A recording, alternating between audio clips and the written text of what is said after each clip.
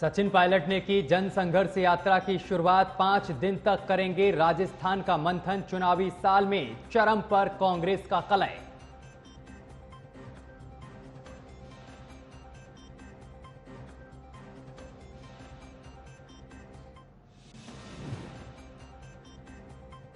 नीतीश कुमार के करीबी रहे आरसीपी सिंह बीजेपी में हुए शामिल। बीजेपी दफ्तर में धर्मेंद्र प्रधान की मौजूदगी में ली सदस्यता।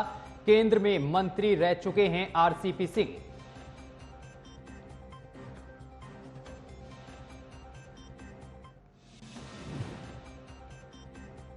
यूपी में नगर निकाय चुनाव के दूसरे चरण के लिए मतदान जारी। कई जगहों पर प्रत्याशियों के बीच हुई झड़प। 38 जिलों में वोटिंग हो रही है जारी।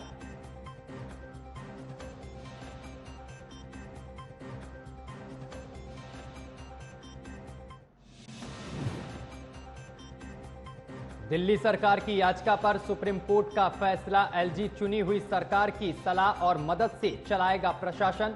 दूसरे राज्यों से कम है दिल्ली सरकार के अधिकार।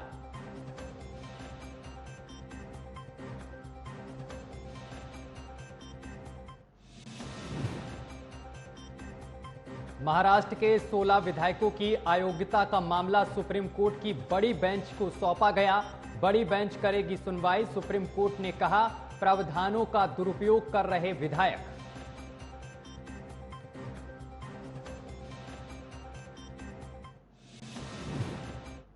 नमस्कार, शाम के 5 बज चुके हैं और वक्त हो चला है 5 बजे की 5 बड़ी खबरों का। मैं हूं आपके साथ सत्यम गौर। पहली खबर से शुरुआत करेंगे। बता दें कि कांग्रेस के नेता सचिन पायलट ने गुरुवार को अजमेर से अपनी जन संघर्ष यात्रा शुरू की है। इस दौरान तमाम कार्यकर्ता और नेता मौजूद रहे हैं। पायलट ने मार्च शुरू करने से पहले अशोक उद्यान के पास एक सभा को संबोधित करते हुए कहा है कि ठीक 1 महीना पहले उन्होंने भ्रष्टाचार का मुद्दा उठाया था, लेकिन कोई कार्रवाई नहीं की गई।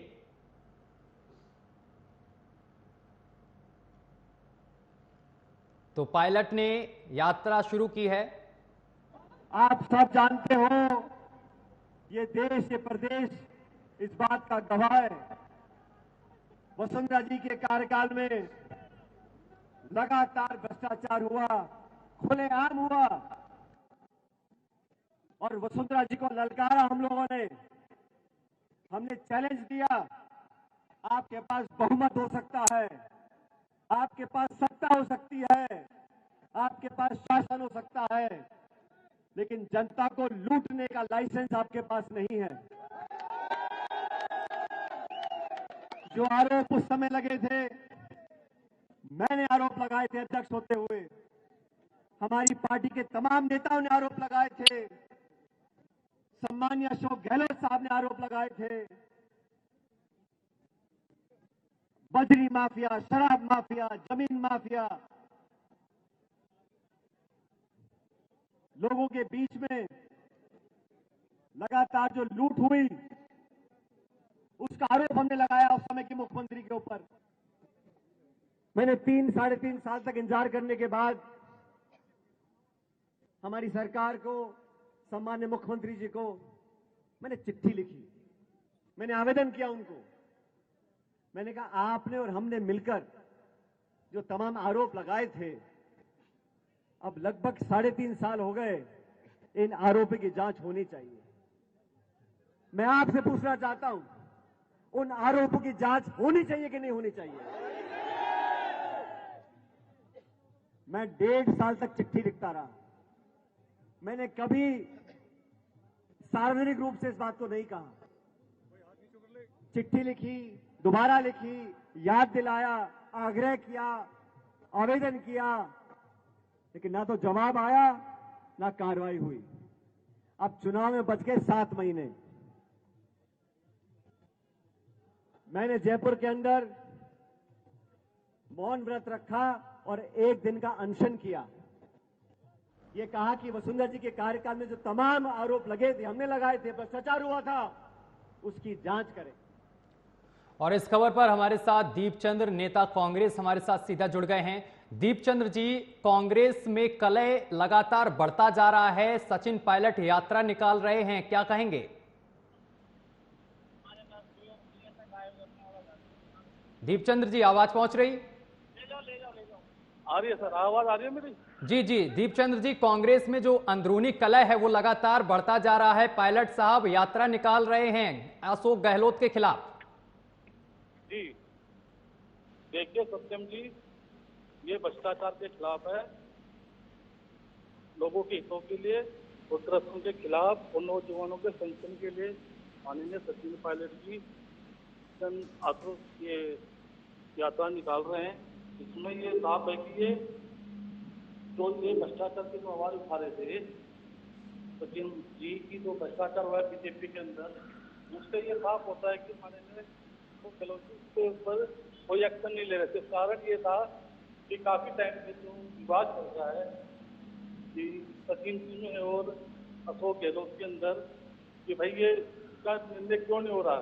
उन्होंने अभी धौलपुर के अंदर एक मीटिंग के अंदर साफ कहा है कि हमारी नेता माननीय सोनिया गांधी जी नहीं है, वसुंधरा राजे है। कारण ये रहा कि उन्होंने स्पष्ट कहा है कि जो हमारी सरकार जिसको बताई थी वो वसुंधरा राजे ने बताई थी और भारतीय जनता पार्टी कहीं ना कहीं हमारी सरकार को गिराने का काम कर रही थी। अब ये दोनों बात ये समझ में नहीं आती कि अशोक गहलोत जी जो करप्शन की बात कर रहे हैं और सचिन जी करप्शन को मुद्दा उठा रहे हैं, माननीय राहुल गांधी जी पूरे विषय में करप्शन की आवाज को बुलंद कर रहे हैं, तो इस करप्शन के खिलाफ क्यों नहीं बोल रहे। और देखिए सचिन पायलट ने जो कहा वो गलत नहीं कहा। परसों सीएम साहब धौलपुर में पब्लिक डोमेन और पब्लिक मीटिंग में ये बात कही कि वसुंधरा राजे की वजह से मैं चीफ मिनिस्टर हूँ। उन्होंने खुद कहा कि उनकी सरकार वसुंधरा जी की वजह से है। उन्होंने खुद कहा कि हमारे विधायकों ने 20-20 करोड़ रुपए लिए हैं। अरे सर, अशोक गहलोत ने जो कहा ठीक कहा, लेकिन ये बताइए कि पायलट साहब क्यों उग्र हो रहे हैं, क्यों विरोध कर रहे हैं? ये एक बार का मामला नहीं है, इससे पहले भी उन्होंने ऐसा ही किया था और चुनाव राजस्थान में बेहद नजदीक है और अंदरूनी कलह लगातार बढ़ता जा रहा है। पायलट साहब का कहना है कि जो जिस वादा को करके सरकार सत्ता में आई थी, कांग्रेस सत्ता में आई थी, कि वसुंधरा राजे की सरकार में जो आरोप लगे थे भ्रष्टाचार के उन पर कार्रवाई करेंगे, लेकिन अभी तक कोई कार्रवाई नहीं की गई अशोक गहलोत की तरफ से। इसी को लेकर वो लगातार आवाज बुलंद कर रहे हैं। देखिए माननीय सचिन जी जो ये बात कह रहे हैं वो बिल्कुल उन्होंने कहा। देखिए उन्होंने क्या कहा है, उन्होंने यही कहा कि आरपीएस पेपर जो लीक हुए हैं, जो भ्रष्टाचार मामला हुआ है, उसकी मतलब उसकी जांच होनी चाहिए। तो वो जांच क्यों नहीं हो रही? तो वो तो जो ये तो वही तो मैं आपसे पूछ रहा हूं, आखिर जांच क्यों नहीं हुई? आखिर अंदरूनी कलह ये क्यों बढ़ता जा रहा है? देखिए अंदरूनी कलह तो ये जग जाहिर हो चुका है, क्योंकि वो चाहते हैं, वो तो सचिन जी तो नौजवानों की हित की बात कर रहे हैं, प्रदेश के हित की बात कर रहे हैं। तो वो ये जो आंदोलन है किसी पार्टी के ऊपर नहीं है, किसी विशेष व्यक्ति के ऊपर नहीं है। वो ये मांग रख रहे हैं उनका सोची से कि भाई हमने जो पहले अनशन उन्होंने क्या था उसका निर्णय नहीं लिया गया और उसके कारण कई बार निकम्मा नकारा और यहाँ तक वो कोरोना तक कह दिया था। तो वो यही तो लेकर चल रहे हैं कि भाई जांच क्यों नहीं होती भ्रष्टाचार की। वो इसलिए नहीं हो रही है कि गहलोत जी और वसुंधरा राजे की कहीं ना कहीं साठगांठ अब जाहिर हो चुकी है और ये उन्होंने धौलपुर के अंदर खुले मन से कहा है। जी चलिए दीपचंद्र जी, बहुत बहुत शुक्रिया आपका हमारे साथ जुड़ने के लिए, तमाम बातचीत करने के लिए। चलिए खबरों में आगे बढ़ेंगे। एक बड़ी जानकारी सामने निकलकर आ रही है राजधानी लखनऊ से, जहां आपको बताते चले कि नगर निकाय चुनाव को लेकर मतदान लगातार जारी है। बड़ी जानकारी अब तक पहुंचा रहे हैं। निकाय चुनाव के दूसरे चरण के लिए मतदान जो है वो लगातार चल रहा है, सुबह से ही मतदान जारी है। बड़ी जानकारी अब तक पहुंचा रहे हैं, जहां आपको बताते चले कि मतदान लगातार जारी है और मतदान करने के लिए तमाम जो मतदाता हैं वो पहुंच रहे हैं। बड़ी और अहम जानकारी, गौतम बुद्ध नगर की बात की जाए तो 3 बजे तक यहां पर 83% मतदान हो चुका है। वहीं अलीगढ़ की अगर बात की जाए तो अलीगढ़ में 38% मतदान हो चुका है। पीलीभीत में 3 बजे तक 50% मतदान हो चुका है। फर्रुखाबाद की अगर बात की जाए तो 3 बजे तक 86% मतदान हो चुका है। बुलंदशहर में 3 बजे तक 50% मतदान हो चुका है। वहीं मिर्जापुर की बात की जाए तो मिर्जापुर में 3 बजे तक 40% मतदान हो चुका है। वहीं गौतम बुद्ध नगर की बात करें तो 3 बजे तक यहां पर 53% लोगों ने मतदान किया है। शाहजहांपुर में 3 बजे तक 40 से अधिक प्रतिशत तक मतदान हो चुका है। वहीं अमेठी की बात की जाए तो अमेठी में 49% मतदान हो चुका है। बड़ी जानकारी इस वक्त की आपकी टीवी स्क्रीन पर, जहां आपको बताते चले कि पीलीभीत में 50% तक मतदान हो चुका है। वहीं फर्रुखाबाद में 3 बजे तक 86% मतदान हो चुका है। बुलंदशहर में 50%, मिर्जापुर में 3 बजे तक 40%, गौतम बुद्ध नगर में 3 बजे तक 53% मतदान हुआ है। शाहजहांपुर में 3 बजे तक 42% मतदान हुआ है। तो लगातार मतदान चल रहा है। सुबह से ही मतदाता पहुंच रहे हैं, अपने मताधिकार का प्रयोग कर रहे हैं। एक अच्छी सरकार के लिए मतदान किया जा रहा है। बूढ़े बुजुर्ग सभी पहुंच रहे हैं मतदान करने के लिए मतदान केंद्रों पर, और मतदान केंद्रों पर सुरक्षा के पुख्ता इंतजाम किए गए हैं। गौतम बुद्ध नगर में 53% मतदान हो चुका है 3 बजे तक, यानी कि मतदान का जो स्तर है वो लगातार बढ़ रहा है। तो 3 बजे तक की अपडेट हम आपको बता रहे हैं। निकाय चुनाव के दूसरे चरण में मतदान चल रहा है। अलीगढ़ में 3 बजे तक 38% मतदान हुआ है। सबसे कम मतदान अलीगढ़ में ही देखने को मिल रहा है। फर्रुखाबाद में 86% मतदान हो चुका है। बुलंदशहर में सबसे अधिक 50% मतदान हो चुका है। मिर्जापुर में 3 बजे तक 40% मतदान हो चुका है। गौतम बुद्ध नगर में 53% मतदान हुआ है।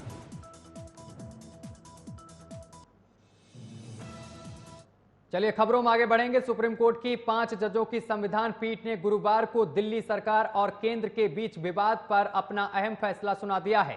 दिल्ली सरकार की वही शक्तियां हैं जो दिल्ली विधानसभा को मिली हैं। वहीं दिल्ली सरकार को सर्विसेज पर विधि और कार्यकारी अधिकारी हैं। वहीं आपको बताते चले कि सुप्रीम कोर्ट ने आगे कहा है कि हम 2019 में जस्टिस अशोक भूषण के फैसले से सहमत नहीं हैं। जस्टिस भूषण ने 2019 में पूरी तरह से केंद्र के पक्ष में फैसला दिया था। 5 जजों की संविधान पीठ में मुख्य न्यायाधीश DY Chandrachud, justice MR Shah और कृष्ण मुरारी, हिमा कोहली और PS नरसिम्हा शामिल थे। वहीं आपको बताते चले कि पीठ ने प्रशासनिक सेवाओं पर नियंत्रण को लेकर दिल्ली सरकार की याचिका पर सुप्रीम कोर्ट ने सर्वसम्मति से फैसला दिया है। सुप्रीम कोर्ट ने आदेश पढ़ते हुए कहा है कि दिल्ली विधानसभा के सदस्य दूसरी विधानसभाओं की तरह सीधे लोगों की तरफ से चुने जाते हैं। लोकतंत्र और संघीय ढांचे के सम्मान को सुरक्षित और आपको बताते चले कि सुनिश्चित किया जाना चाहिए। हालांकि कोर्ट के आगे उन्होंने कहा है कि अनुच्छेद 239A दिल्ली विधानसभा को नई शक्तियां देता है, लेकिन केंद्र के साथ संतुलन बनाए रखना होगा। वहीं सदन को भी दिल्ली के मामलों में शक्ति हासिल है। खबर पर अधिक जानकारी के साथ हमारे संवाददाता ओमशील हमारे साथ सीधा जुड़ गए हैं। ओमशील, आज बड़ा फैसला हुआ है केंद्र सरकार और जिस तरीके से केजरीवाल सरकार के बीच कामों को लेकर अड़चन आती थी, केंद्र सरकार और इसके साथ ही जो केजरीवाल सरकार के बीच अड़चन आती थी, और केजरीवाल सरकार का यह कहना था कि उपराज्यपाल हमारे कामों में अड़चन डालते हैं, अड़ंगा डालते हैं। इसको लेकर आज बड़ा फैसला आया है, क्या कुछ अपडेट है? सत्यम, सुप्रीम कोर्ट ने आज तय कर दिया है कि दिल्ली का असली बॉस कौन होगा। दिल्ली का असली बॉस दिल्ली सरकार होगी। जो ब्यूरोक्रेसी, जो नौकरशाह जो LG के अंडर में आते थे, केंद्र सरकार के अंडर में आते थे, वो अब स्टेट के अंडर में आएंगे। जो कॉन्फ्लिक्ट आप देखते होंगे, लगातार बीच में कॉन्फ्लिक्ट चलते आ रहा था LG में और क्या दिल्ली सरकार में, वो अब देखने को नहीं मिलेगा, क्योंकि जो राइट LG को मिला हुआ था वो सीधा सीधी राज्य सरकार को मिल गया है। तो इससे आम आदमी पार्टी भी खासा खुश है, और अरविंद केजरीवाल जो दिल्ली के मुखिया हैं, उन्होंने भी साफ तौर पर ट्वीट करके इस फैसले का स्वागत किया और खासा खुशी जाहिर की। ओमशील, जिस तरीके से पहले विवाद होता था उपराज्यपाल और आम आदमी पार्टी सरकार के बीच, क्या आगे चलकर अब स्थितियां ऐसी नहीं देखने को मिलेंगी, क्योंकि अब बंटवारा हो चुका एक तरीके से है? उम्मीद तो यही जताया जा रहा है सत्यम, पर राजनीति में कुछ भी परमानेंट नहीं होता। ये कहीं ना कहीं केंद्र और राज्य की राजनीति है, तो इससे कभी नहीं, इसकी गारंटी कोई नहीं ले सकता कि अगर इनको सारी चीजें दे दी गई है कि राज्य सरकार को सारी चीजें सारा पावर दे दिया गया है, तो ये नहीं करेंगे, ये इनके बीच में कॉन्फ्लिक्ट नहीं होगा। आप देखिएगा कहीं ना कहीं आने वाले टाइम में कुछ ना कुछ चीजें ऐसी होंगी, क्योंकि जिस तरीके से केंद्र सरकार और राज्य सरकार के बीच में जो इनका रिश्ता है केजरीवाल का और भारतीय जनता पार्टी का, वो कहीं ना कहीं निकल के दोबारा भी सामने देखने को मिल सकता है। सत्यम, चलिए बहुत बहुत शुक्रिया आपका ओमशील। हमारे साथ रजनीश भास्कर जुड़ गए हैं, आम आदमी पार्टी से प्रवक्ता हैं। सर आपका बहुत बहुत स्वागत है। इसके साथ सुरेंद्र कुमार जी जुड़ गए हैं, बीजेपी से हैं। रजनीश जी, पहले मैं आपके पास आऊंगा। जो फैसला सामने निकल कर आया है कोर्ट का, आप किस तरीके से देखते हैं? देखिए, जो आज सुप्रीम कोर्ट ने ऑर्डर दिया है वह कई मायनों में ऐतिहासिक है। दिल्ली के लोगों की ये बहुत बड़ी जीत है। दिल्ली के लोगों के साथ अब तक तो अन्याय होता रहा है, जिसके साथ माननीय सुप्रीम कोर्ट ने आज न्याय किया है। आप देखिए, 8 साल पहले 14 फरवरी 2015 में जब आम आदमी पार्टी की दिल्ली में फुल बहुमत के साथ सरकार बनी थी, तो मात्र 3 महीने के बाद 23 मई 2015 को ही केंद्र सरकार और मोदी सरकार कही है कि एक आदेश पारित करा कि दिल्ली की जो सर्विसेज के मामले हैं वो दिल्ली के निर्वाचित मुख्यमंत्री के पास नहीं होके एलटी या केंद्र सरकार के पास होंगे। इसका क्या मतलब था? मतलब ये था कि दिल्ली सरकार के दफ्तरों में जो कर्मचारी काम कर रहे हैं, जो पदाधिकारी काम कर रहे हैं, उनके ट्रांसफर के मामले, पोस्टिंग के मामले, नए अपॉइंटमेंट के मामले, पोस्ट क्रिएशन के मामले, उनको पक्का करना है कि नहीं, सब कुछ में कुछ भी दिल्ली सरकार की चुनी हुई सरकार के पास नहीं थी। और ये सारे पावर जो है एलजी और केंद्र सरकार ने अपने पास रख लिए थे।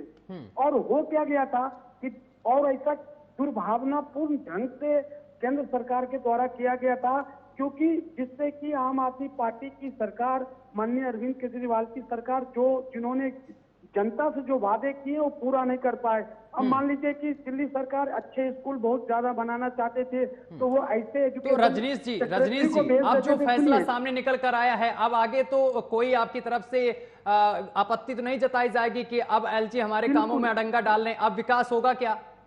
बिल्कुल विकास होगा। और अच्छे ऐसे सारे कर्मचारी जिन्होंने अब तक दिल्ली में विकास के कामों को रोकने का प्रयास किया गया है, उन्हें चिन्हित करके हटाया जाएगा।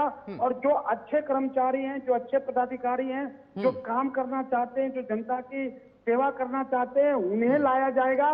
बशर्ते जो हमारे एक मित्र अभी मुझसे पहले कह रहे थे कि दिल्ली सरकार, केंद्र सरकार फिर कोई साजिश करके जो माननीय सुप्रीम कोर्ट ने फैसले दिए हैं, उस फैसले को संसद के माध्यम से बदलने का प्रयास ना करे।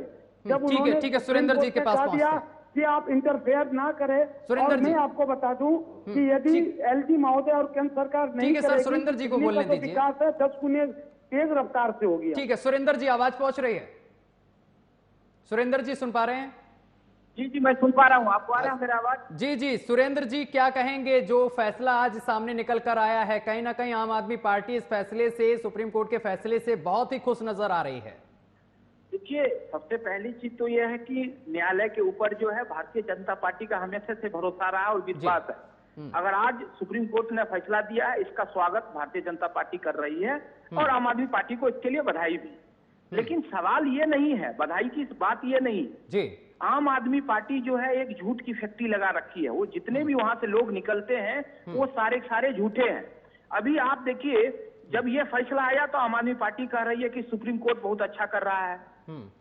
जैसे ही इनके विरोध में अगर कोई फैसला आ जाए, अभी मनीष सिसोदिया जी का अभी जमानत जो है इनका नहीं मिला तो कोर्ट खराब है। कोर्ट तो मोदी जी का है, सीबीआई मोदी जी का है, इलेक्शन कमीशन मोदी जी का है। अगर ये दिल्ली में चुनाव जीत गया, पंजाब में चुनाव जीत गया, तो इसके लिए ईवीएम और चुनाव आयोग सही था। उत्तर प्रदेश में इसकी जमानत जब्त हो गई तो वहां मशीन खराब था, वहां मोदी जी की चल गई।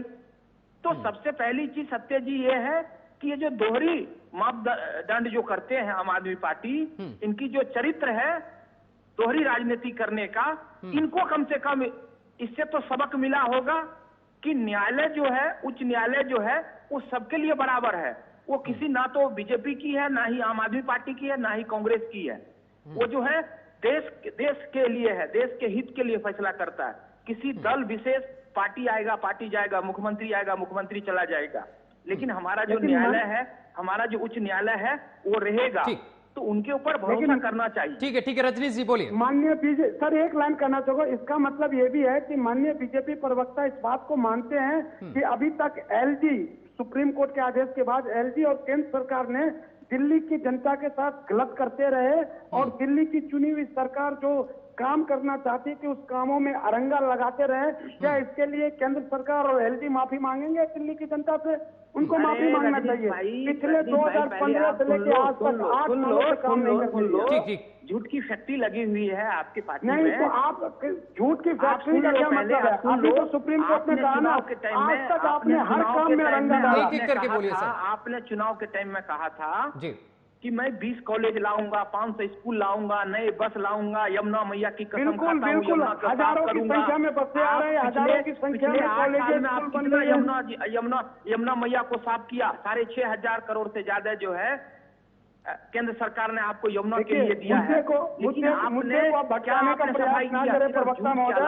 बात यह है कि आज तक केंद्र सरकार और एलजी दिल्ली सरकार को एक करके रजनीश जी आपको मौका देंगे, रजनीश जी आपको मौका देंगे। करना कितना सही था? पिछले सुरेंद्र जी को बोलने जो काम किया है वो देश की जनता देख रही है और उसके कारण है कि लगातार जो है भारतीय जनता पार्टी को जो है आशीर्वाद देता आ रहा है। ठीक है, यही तो देखिए ना, अभी कर्नाटक का एग्जिट पोल आना शुरू हो गया है। कल के बाद परसों चुनाव आएगा।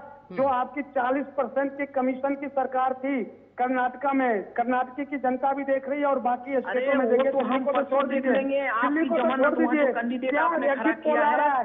सर मुद्दा मत भटकाइए, सर मुद्दा मत भटकाइए, दिल्ली पे चर्चा कर रहे हैं हम। सरकार जहाँ जाए वहाँ पे करप्शन बढ़े। ठीक है दिल्ली की जनता ने इसीलिए एमसीडी से आपको उखाड़ फेंका। ठीक है सर, 4 महीने पहले, और आज कर्नाटक की जनता जो है वो भारतीय जनता पार्टी को उखाड़ फेंक रही है। ठीक है सर, जहाँ भारतीय जनता पार्टी जाती है वहाँ करप्शन। ठीक है सर, समय की कमी है। ठीक है सर, बहुत बहुत शुक्रिया आप दोनों का हमारे साथ जुड़ने के लिए, तमाम बातचीत करने के लिए। तो चलिए खबरों में आगे बढ़ेंगे। बता दें कि सुप्रीम कोर्ट की संविधान पीठ ने शिवसेना की बगावत मामले में फैसला देते हुए कहा है कि वह उद्धव ठाकरे की सरकार की बहाली का आदेश नहीं दे सकती, क्योंकि उन्होंने बिना फ्लोर टेस्ट का सामना किए ही इस्तीफा दे दिया था। शीर्ष अदालत ने आगे कहा, चूंकि ठाकरे ने आपको बताते चले कि स्वेच्छा से इस्तीफा दे दिया था और ऐसे में राज्यपाल ने शिंदे को सरकार बनाने के लिए निमंत्रण देकर सही किया। वहीं गुरुवार मुख्य न्यायाधीश डीवाई चंद्रचूड़ की अध्यक्षता वाली 5 जजों की संविधान पीठ ने सर्वसम्मति से अपना फैसला सुनाया है। पीठ में जस्टिस M.R. शाह और कृष्ण मुरारी और इसके साथ ही हिमा कोहली और P.S. नरसिम्हा शामिल रहे। सुप्रीम कोर्ट ने फैसला पढ़ते हुए माना कि राज्यपाल का पहले फ्लोर टेस्ट के लिए कहना और स्पीकर का शिंदे गुट द्वारा मनोनीत व्हिप को नियुक्त कराने का फैसला गलत था। इसके साथ ही सुप्रीम कोर्ट ने 16 विधायकों की अयोग्यता पर फैसला स्पीकर के ऊपर छोड़ दिया है।